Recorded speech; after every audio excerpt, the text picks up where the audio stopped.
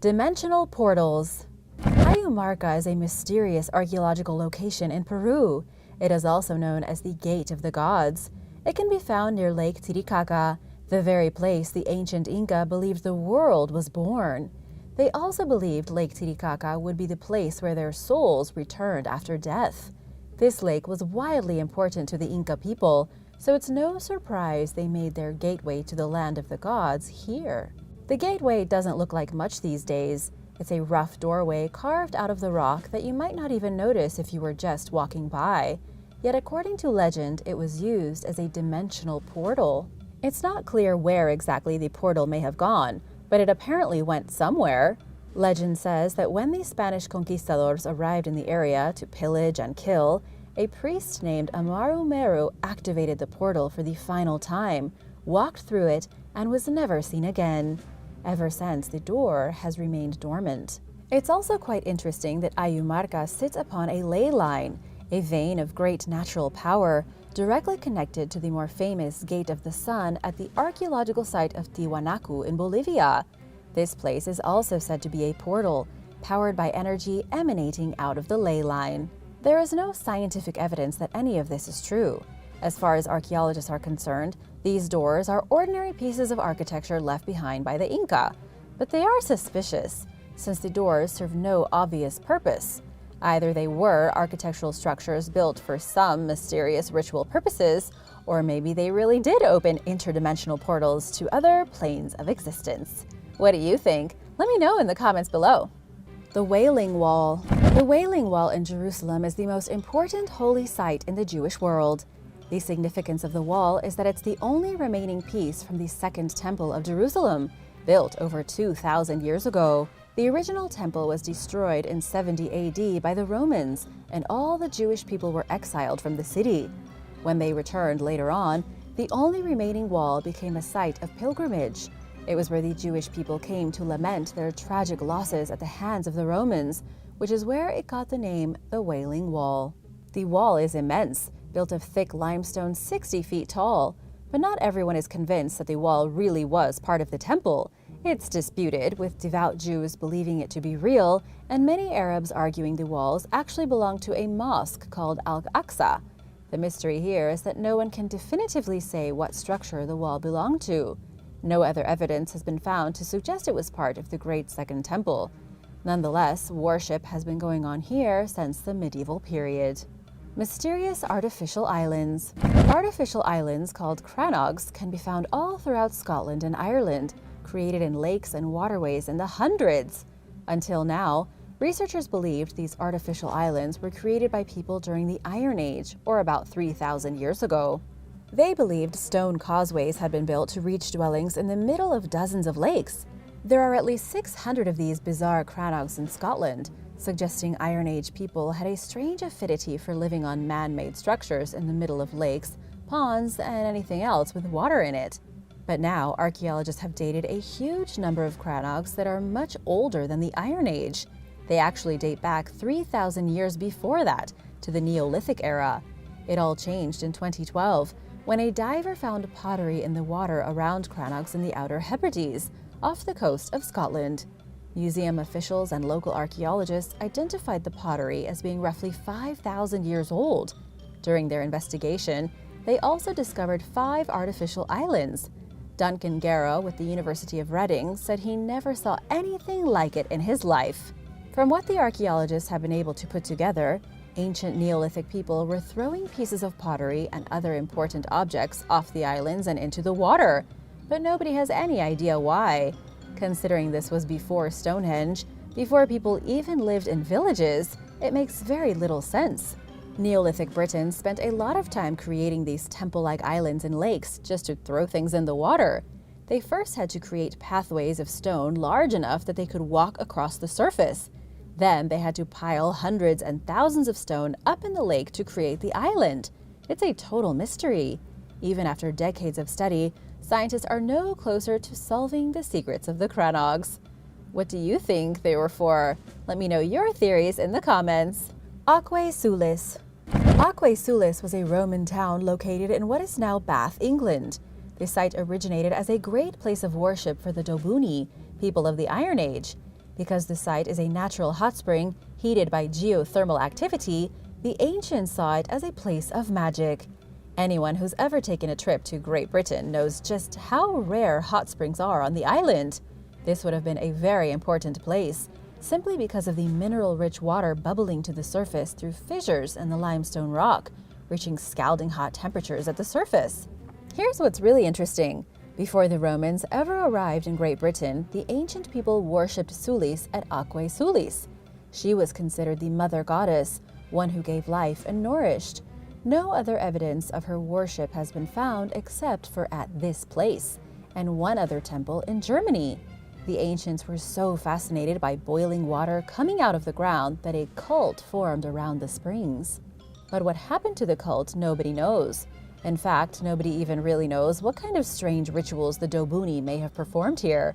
When the Romans showed up in 43 AD, they created their own temple complex around the hot springs and adapted it to the worship of Minerva.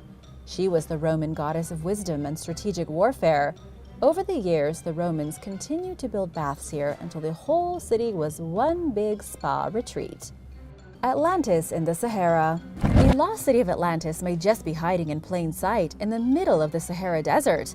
At least that's according to some fringe theories involving a phenomenon known as the Eye of the Sahara, or the Rishat structure.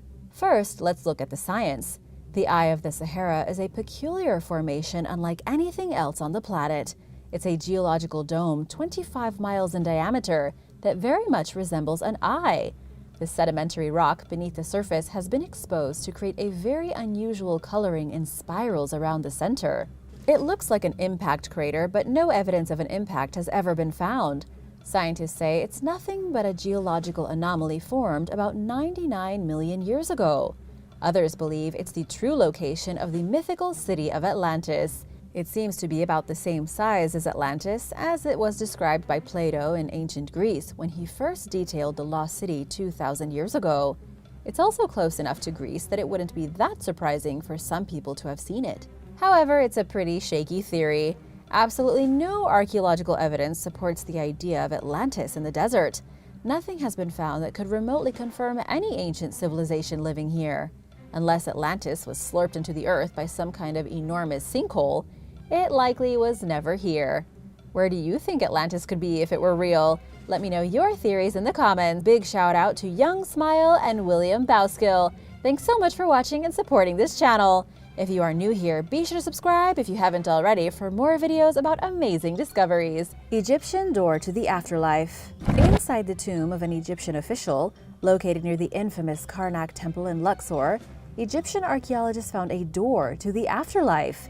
It dates back 3,500 years and was supposedly the gateway through which spirits of the recently dead would travel to the underworld.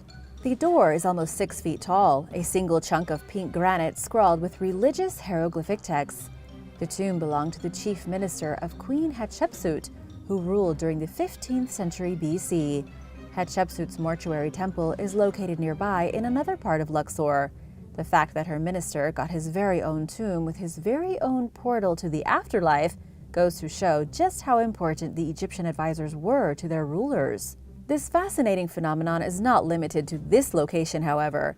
Doors to the afterlife can be found in almost every major tomb.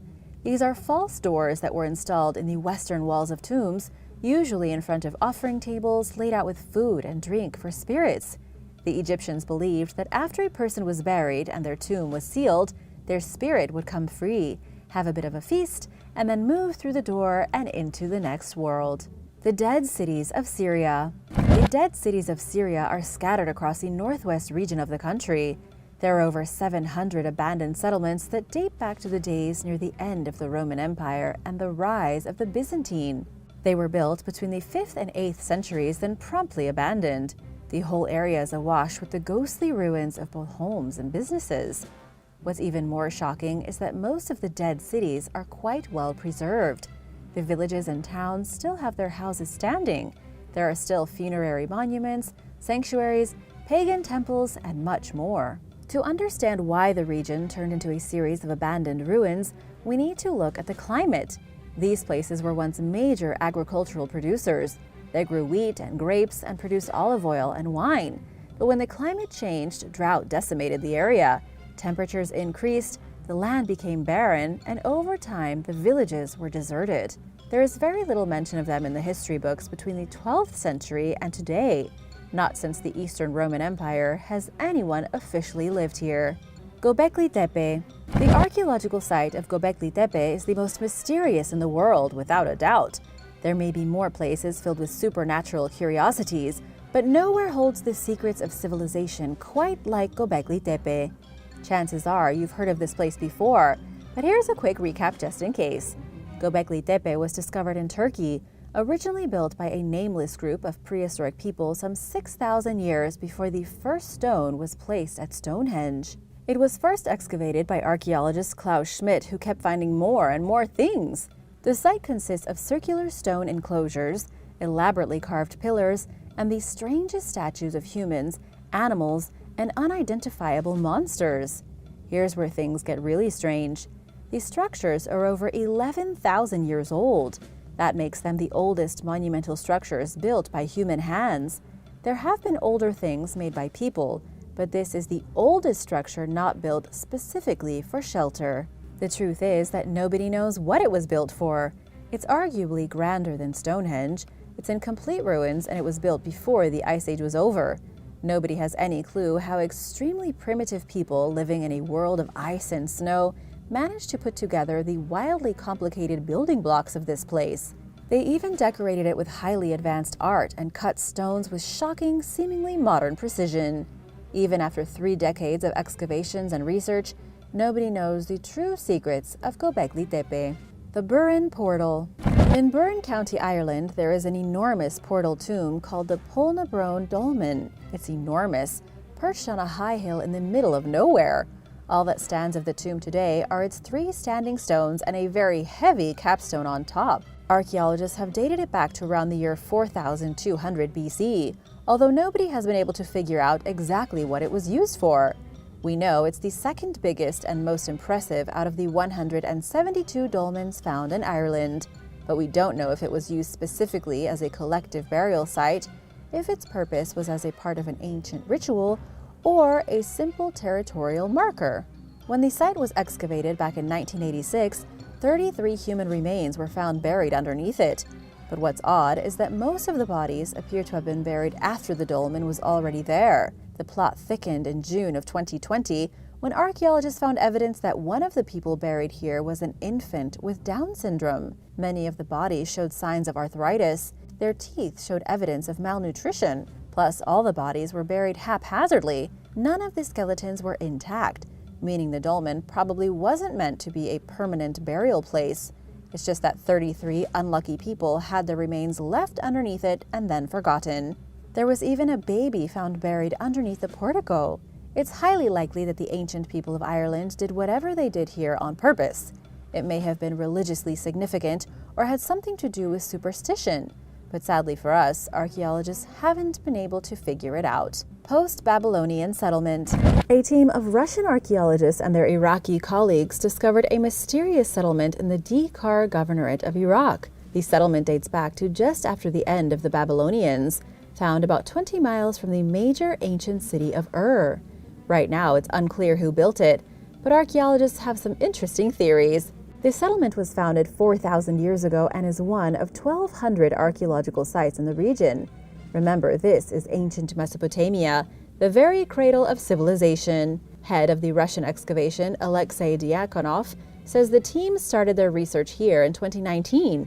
After excavations at the site, Alexei speculated it could have been the capital city of an unknown state that rose up after the fall of Babylonia. It was in the middle of the 2nd millennium BC when the Babylonians suffered a political collapse that caused the slow but steady destruction of urban life. In the aftermath, minor kingdoms rose and fell, and this very well may have been the capital of one of them. It's a fascinating mystery because there is just no way archaeologists can figure out the secrets of these unknown people, where they came from, where they went, or who their descendants might be. Egyptian pet cemetery. In Egypt, archaeologists have unearthed a mysterious pet cemetery. While they predominantly discovered cats buried amongst the dunes, both macaque monkeys and dogs were also found in the cemetery near the ancient port of Berenice. This port was once a major shipping destination for cargo vessels from East Africa, Europe, and as far away as India. The animal remains date back to the 1st century AD, or roughly 2,000 years ago. Researchers didn't just find a handful of animals, but over 600 individual burial sites specifically for animals. About 90% of them were cats, with the rest being a handful of dogs and macaque monkeys. Many of them were clearly imported from outside Africa. Here's where things get really strange. You might expect these animals to have been mummified. After all, this is ancient Egypt we're talking about. But none of the animals had gone through the process of mummification. There were also no humans, meaning this was a dedicated pet cemetery. Archaeologists believe these animals had a special place in society. They were very likely companion animals, pets just like we have today. It seems the ancient Egyptians loved cats so much that they, like many modern pet parents, sought to have them buried next to their feline friends. The cats were also buried with grave goods. Archaeologists found pieces of pottery and beaded necklaces made from glass and shell. These cats had been dressed up in their finest jewelry before being carefully put in the ground and buried. The Demon Prison. There is a very peculiar landmark in Iran. It's called the Solomon Prison or the Demon Prison, and it is shrouded in mystery.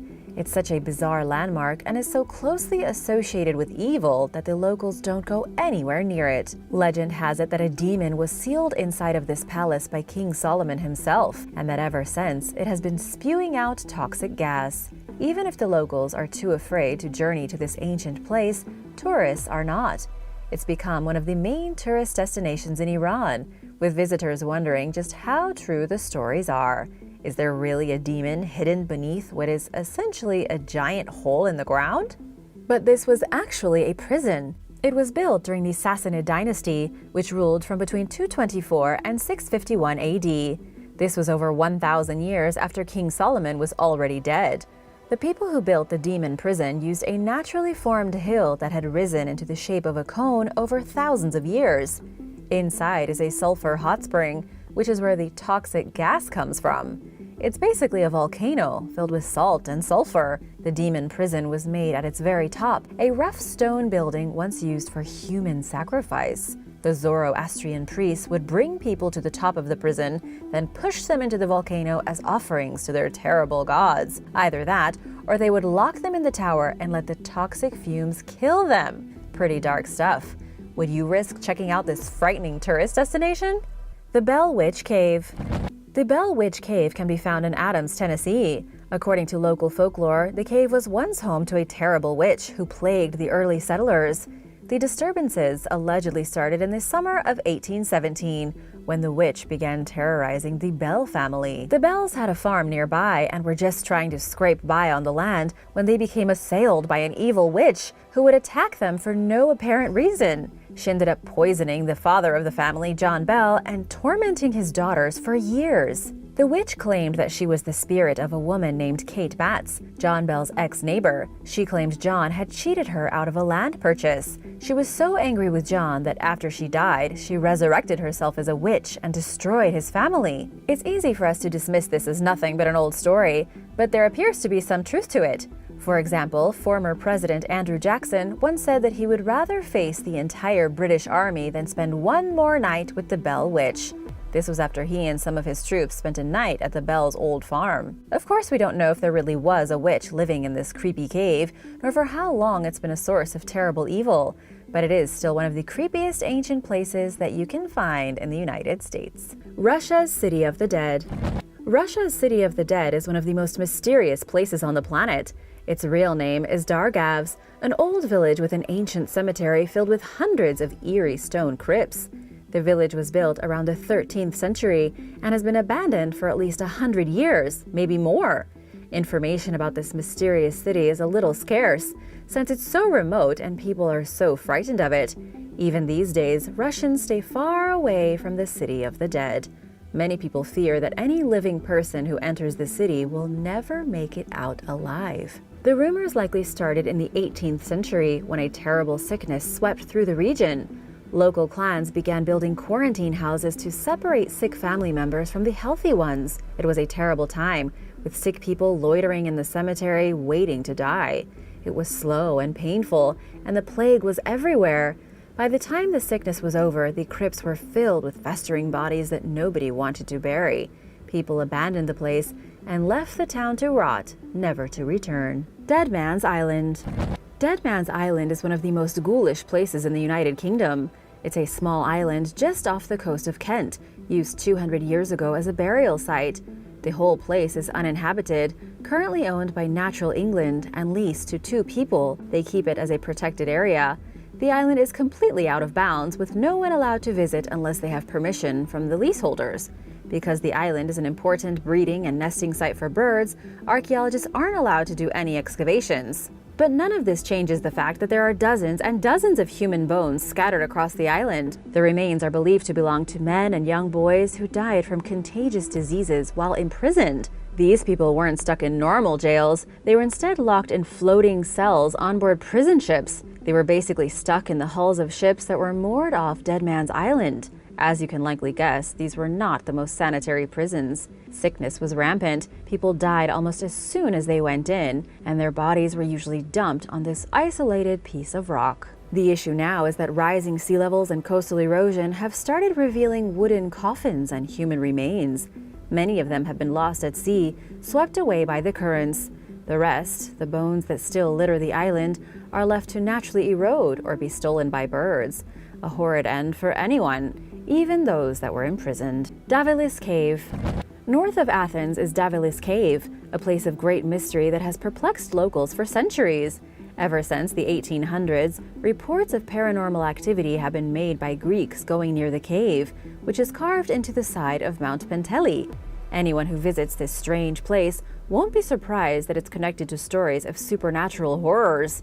The cave entrance looks innocent enough until you enter through it and find yourself in a twisting and turning labyrinth of tunnels going deep into the mountain to a pool of stagnant water in the center.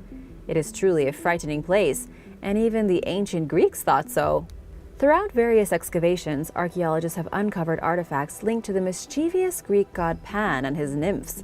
This suggests there was some kind of cultic activity going on here thousands of years ago, but that activity may never have stopped. There have been local reports of Satanists gathering deep in the caverns here. In the 1980s, the cave was even sealed by the Greek government with no explanation. Folks who visit Davalos Cave these days say their electronics don't work and that water sometimes flows the wrong way.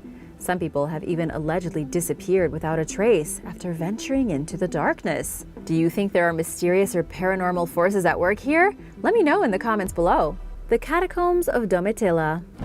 The Catacombs of Domitilla are concealed deep beneath the surface of the Roman countryside. It is a vast and creepy underground city dedicated to the dead. Construction began on these secretive underground tunnels in the 1st century AD by the Domitilla family of Rome. They were used up until around the year 400 and go nearly a mile under the surface. Over 26,000 tombs to this day still hold the remains of humans. It's one of the most amazingly preserved catacombs in all of Europe. The dark and dripping passages were rediscovered 1,000 years after they were abandoned by the archaeologist Antonio Bosio in 1593.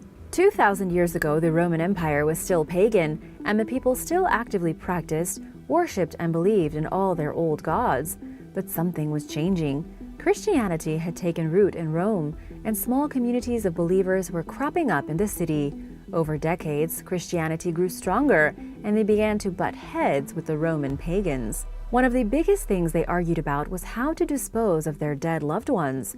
The pagans of ancient Rome simply burned their dead in funeral pyres, but the Christians believed that the body needed to be resurrected when Jesus returned, and so they needed cemeteries. The solution was that Christians could safeguard their dead in a cemetery outside the city limits, and so the Catacombs of Domitilla were created.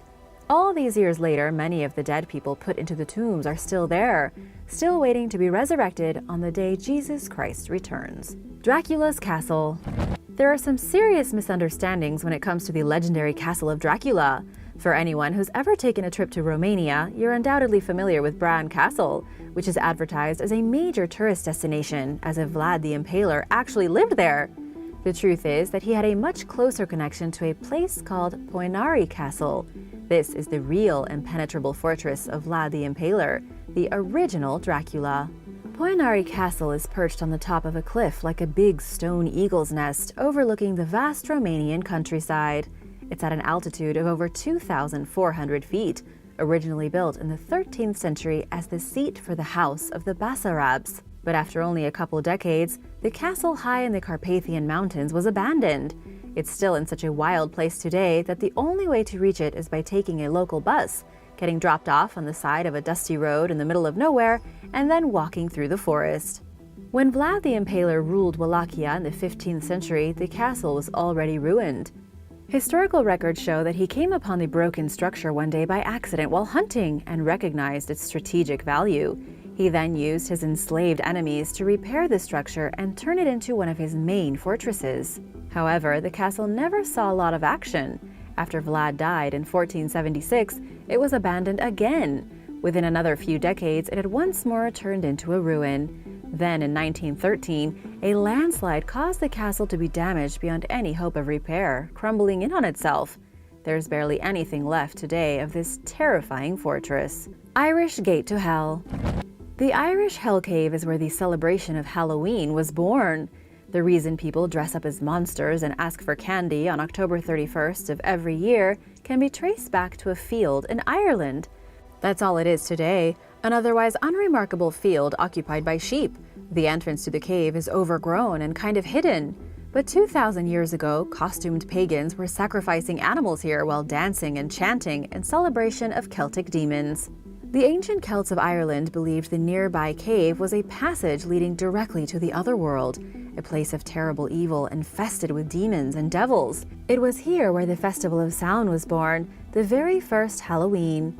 According to Irish archaeologist Daniel Curley, pagans would sacrifice animals on top of a great mound inside the walls of a temple that has since crumbled to dust and been erased. October 31st may have been a day of terror here in Ireland, but the rest of the year was pretty normal. The region of Rathcrogan, where the Hell Cave is, boasts over 200 archaeological sites. There are burial mounds, ring fortresses, standing stones, and sanctuaries from the Iron Age. And of course, the gateway to the otherworld. This was a major center for Celtic activity. They lived, farmed, and sacrificed animals once a year to a host of demonic spirits. Ancient ritual site. A positively enormous ritual site has been discovered in Poland, dating back 6,800 years. Archaeologists believe this site was used by Neolithic people in some mysterious and probably disturbing ceremonies. The ritual site consists of a circular structure about 360 feet in diameter, making it 3 times bigger than the inner circle of Stonehenge. It was first spotted in 2017 in a village about 50 miles from Berlin. What researchers are trying to do now is figure out what exactly this structure was used for. In other words, what could have convinced a group of Neolithic humans to waste valuable time building a monolithic structure like this? The only thing that makes sense is that it was for community rituals. Flint artifacts have been found here, along with hundreds of fragments of bone, ceramics, and seashells. It all points to worship, but what kind? Were people sacrificed? What about animals? Was it a place of horror or happiness and rejoicing? These are the questions archaeologists are working to answer. Spines on sticks. In the Chincha Valley on the Peruvian coast, researchers unearthed 192 human spines. These spines weren't connected to the rest of the bodies, but rather threaded onto posts made of reeds. To get a good idea of what this looks like, imagine taking somebody's spine, then threading all the pieces onto a long stick, almost like a club made of bones. That's exactly what the people here did 500 years ago. It was a brutal yet fascinating burial tradition that was only practiced in this one place in Peru. Forget about the rest of the country and even all of South America. The Chincha Valley was the only place where people put spines on reeds. The archaeological team excavated 20 different sites in the region and found evidence of the practice at every single one of them. Why did they do it? The best guess anyone has is that the practice started after the invasion of Peru by the Europeans. It was fairly normal for European settlers to damage graves by looting them in search of treasure. For the Chincha people, this was unacceptable. An important part of their culture was to bury dead people fully intact with all their bones. With the graves disturbed and the skeletons ruined, Archaeologists believe the Chincha put what few remains they could find back together as a sort of spine on the cob. They then reburied the spine in hopes the dead could continue to be at rest. Mummified Mongolian Monk. In Mongolia, a mummified monk was discovered by a local man rummaging through a mysterious cave. This man first took the mummified monk back to his home in the Mongolian capital of Ulaanbaatar before trying to sell it on the black market. Local police got wind of his plan, swooped in and arrested him, and the monk was taken to a lab to be studied. Even though the monk is clearly a mummy, he is not actually that old. He's also, depending on who you ask, not dead. Buddhist doctor to the Dalai Lama, Dr. Barry Curzon, says the man is in a state called tukdam. This is the deepest stage of meditation that a person can go into. If one is able to stay in this highly concentrated state for more than 3 weeks, their body shrinks. They slowly decay until nothing is left except hair and nails, and a rainbow appears somewhere in the sky overhead. In scientific terms, a monk in the tukdam state is in fact slowly starving themselves to death until their heart stops beating. Whether a rainbow appears overhead or not, the monk still meditates themselves directly into the afterlife. That's what happened to this monk, who sat down in the lotus position in that cave, was covered in cattle skin, and left for over 200 years. Hair bedsheets. Perhaps the worst bedsheet in the entire world was recently on exhibition at the Museum of London Docklands. There is an inscription embroidered at the bottom of the sheet in human hair, which quite likely came from a severed head. It's the bedding version of a book bound in human flesh, a sheet embroidered with real human hair. And while that itself wouldn't be out of the ordinary for the 1700s, the fact that the hair came from a decapitated person just makes it gruesome. Perhaps even stranger is that the bedsheet was never intended to be gruesome. It was embroidered as a tribute to James Radcliffe, the grandson of King Charles II. James was executed on February 24, 1716, for the role he played in the Jacobite Rising. This was a rebellion that happened in England 300 years ago. James' wife was Anna Maria Radcliffe. In the 4 months that James awaited execution in the Tower of London, Anna Maria was allowed to stay with him. After James was killed by decapitation with an axe, his body was stitched back together and handed over to Maria. She then took hair from his head, hair from her own head, and made a sheet with it. Researchers at the museum are fairly certain she used James' and her own hair because the embroidery is clearly in 2 different colors.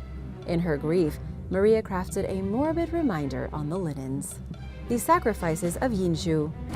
The burial ground at the Chinese archaeological site of Yin Zhu, used during the Shang dynasty, has revealed some pretty brutal practices.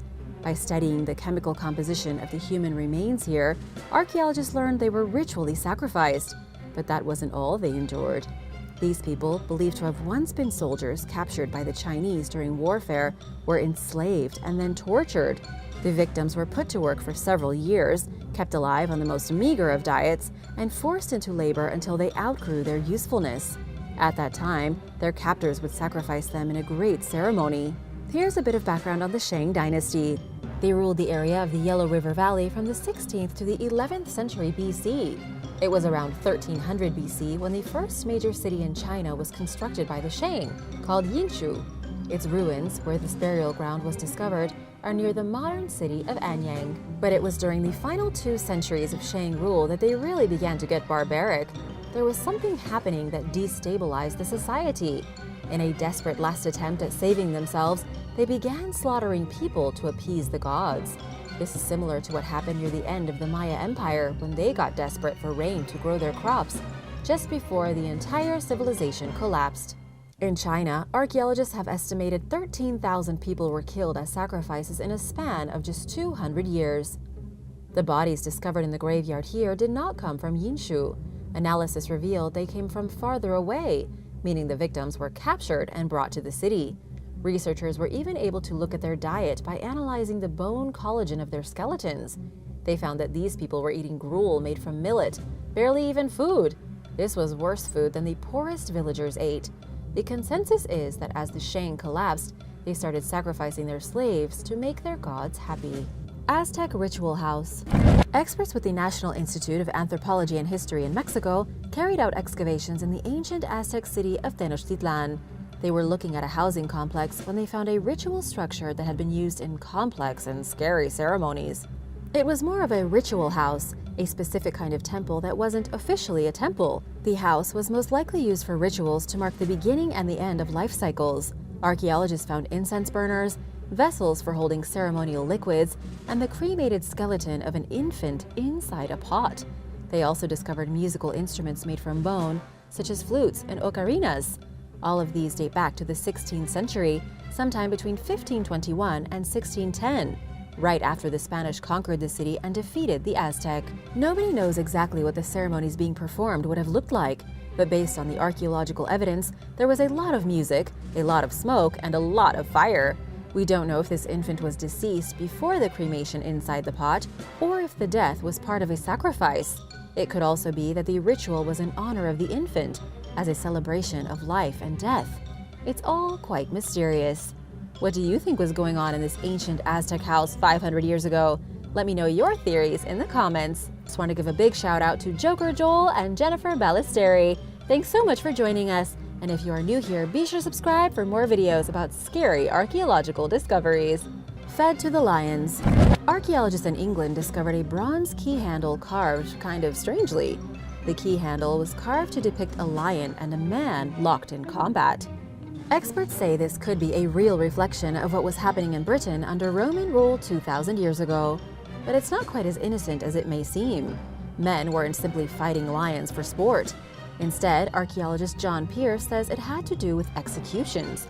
He believes the Romans used to throw prisoners into a lion pit in front of spectators, who could then watch the ghoulish show as the lions ripped men limb from limb. The key handle was initially discovered in 2017 while excavating a Roman townhouse in Leicester. It's only about 4 inches long, crafted around the year 200. The man fighting the lion has long hair and a bushy beard, which has made archaeologists believe he was supposed to represent a barbarian. To the Romans, a barbarian was anyone not from Rome.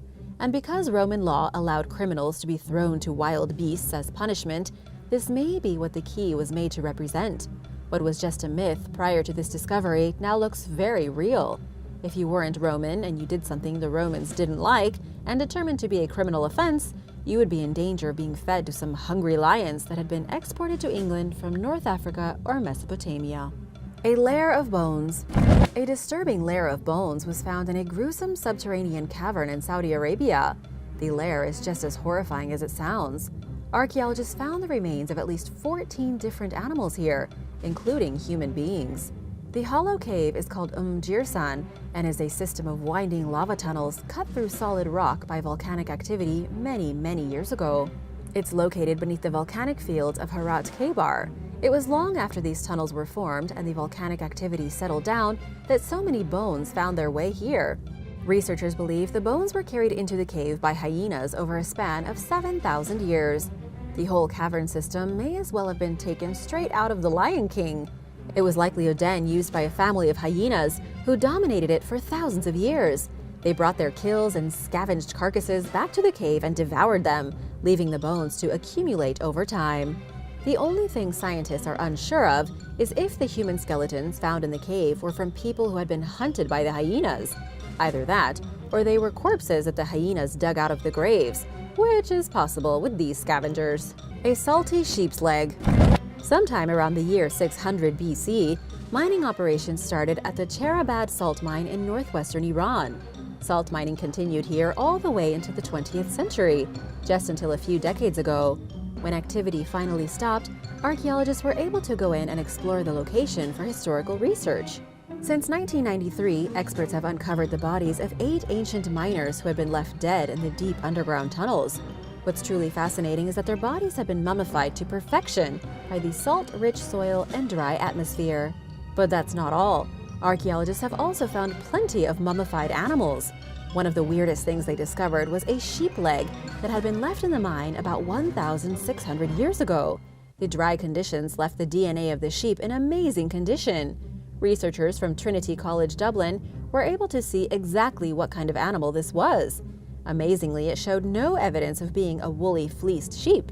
Instead, the sheep was hairy like a wolf, not fluffy like sheep we're familiar with today. But why was the sheep deep in a salt mine 1,600 years ago? It was probably taken down there as a snack. The miners likely ate the rest of the sheep, which is why only its salty leg was found. Peruvian mummies. A brand new and very ghoulish discovery was announced by Peruvian archaeologists in 2022. 8 mummified children were found inside a tomb. The tomb belonged to an elite member of a pre-Inca society who died 1,200 years ago. The 8 mummified children had been sacrificed upon his death as part of an ancient funerary ritual. The research team was led by Yomira Silvia Waman of the National University of San Marcos. They were excavating the archaeological complex of Cajamarquilla when they stumbled upon the skeletal remains of a high-ranking person. Outside the tomb were the skeletons of 12 adults and some animals that may or may not have been llamas. It's too early to say who this individual might have been. Archaeologists right now are guessing he was a wealthy trader who died before the age of 30. He was mummified and had his hands tied over his face before being wrapped in cloth and put in the ground. These small skeletons of the children may have been very close relatives of the merchant. Although the mere notion of sacrificing children is horrific to us, it was an honor for people living back then. They didn't see death as the end, but as a beginning. When those children were buried alongside the dead man, no one thought of them as deceased. They simply thought they were going to help a wealthy relative in the transition to a parallel world. Headless Horse. Archaeologists in Germany have discovered the remains of the Headless Horseman in an ancient cemetery. Or rather, they found the skeletal remains of a headless horse, as well as the man who presumably rode it. The man and his headless horse were buried 1,400 years ago in the town of Nidlingen. This was during the Merovingian dynasty, which ruled from 476 to 750 in a large part of Central Europe. When the Roman Empire fell in 476, it was the Merovingian kingdom that rose up to seize power and begin laying claim to all the land. It was this kingdom that consisted of 2 major tribes, the Franks and the Germanics. The Franks would go on to become the French, and the Germanic, the Germans. It's unclear who the rider was, or even why he was buried with a headless horse. Archaeologists don't think it was a sacrifice, but probably part of a burial ceremony. Archaeologist Folk Daminger says the man was likely the head of a farming household, and so he was buried with a horse as a grave good. But why they had to cut the beast's head off is anyone's guess. Thanks for watching! Which of these discoveries did you find the most unnerving? Let me know in the comments below, and remember to subscribe if you haven't already. See you soon for more videos like these. Bye!